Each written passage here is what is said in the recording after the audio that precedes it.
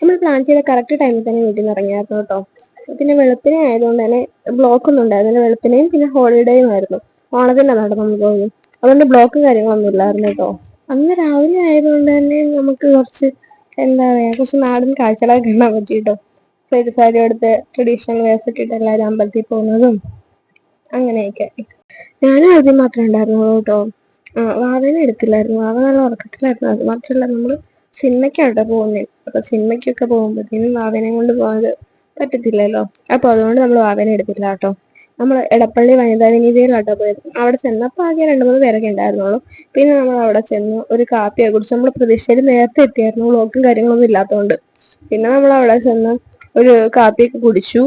കാപ്പിയൊക്കെ കുടിച്ച് ഒരു 5 മിനിറ്റ് വെയിറ്റ് ചെയ്ത് കഴിഞ്ഞപ്പോഴത്തേക്കും നമുക്ക് ഷോ തുടങ്ങാറായി കേട്ടോ.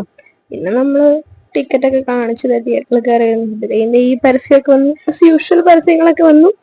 പിന്നെ അതെല്ലാം കഴിഞ്ഞപ്പോഴത്തേക്ക് സിനിമ തുടങ്ങി കേട്ടോ.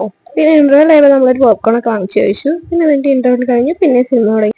സിനിമ എല്ലാം കൂടി നമ്മൾ നേരെ തിരിച്ച് വീട്ടിലേക്ക് വന്നു. അതിന് വഴിക്ക് നമുക്ക് കുറച്ച് പായസം വാങ്ങിക്കാനുണ്ടായിരുന്നു കേട്ടോ. അപ്പൊ അതും കൂടി വാങ്ങിച്ചത് നമ്മൾ നേരെ എന്നിട്ട് നമ്മൾ നേരെ വീട്ടിലെത്തി.